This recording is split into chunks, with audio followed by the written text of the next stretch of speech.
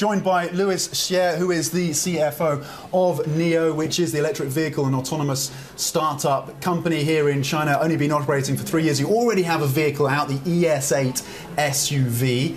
What's it looking like in terms of orders for the car? How much interest have you had?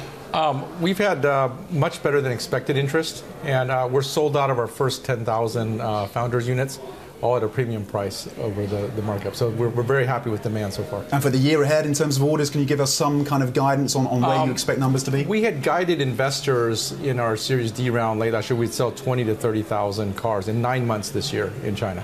How much of it is down to having the facilities in place, the factories, the build out? Because we see these concept cars being launched at auto shows, but when it comes to the build, there have been problems. Tesla's faced it. How have you managed to get over that? What are the challenges? Our plant is up in Hsieh and has capacity for 150,000 cars. So we're in the process of tooling it now, putting in all the robots and all the lines, assembling it. So I don't think we'll have as difficult a time with manufacturing as Tesla did. China is the king of manufacturing. So, and they've been manufacturing cars. It's a JAC plant, so they've had, they know how to manufacture cars. And you're squarely focused on the Chinese market for now, but where are the biggest markets beyond China further down the line for you?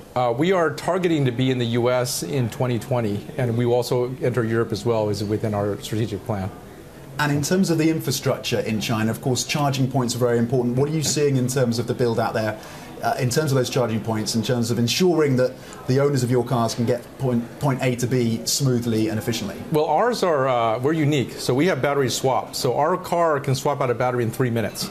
And we'll set up battery swap stations in the 10 cities we enter in this year. And so we'll put up, eventually, with a target of 1,000 battery swap centers, just like gas stations. The second thing is we have power mobile. So we have trucks that run around with 190 kilowatt batteries in the back and can charge you to 100 kilometers in 10 minutes. So we can just pull up, charge you, you're on your way. And we provide all that for a monthly fee. So we're really focused on consumer use. We're also tied into the public grid.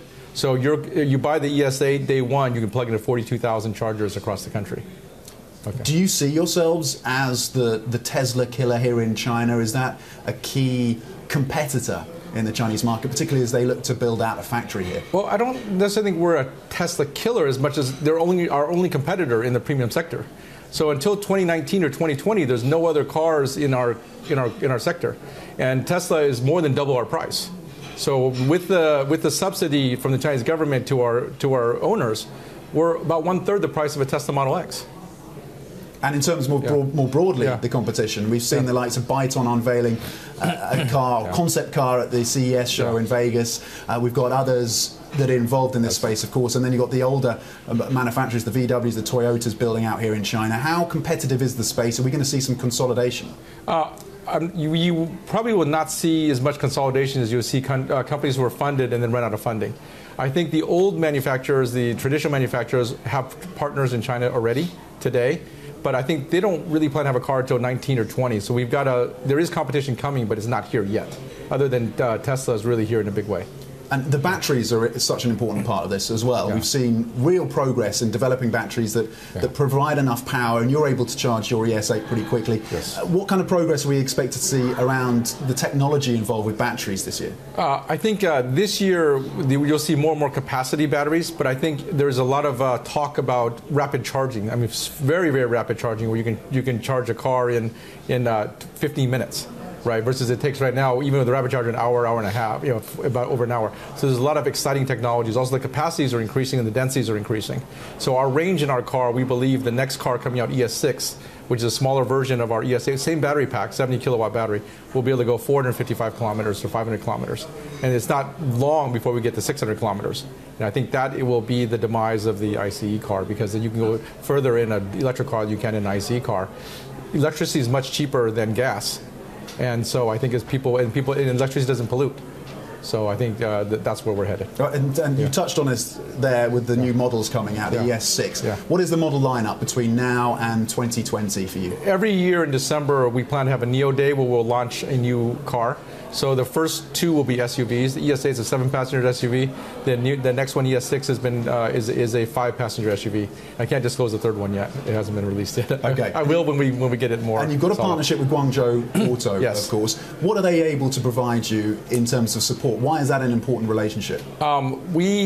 want to work with partners both in China and overseas. And Guangzhou and Chang'an are two very good OEMs in China. So it's a purchasing partnership as well as a technology partnership.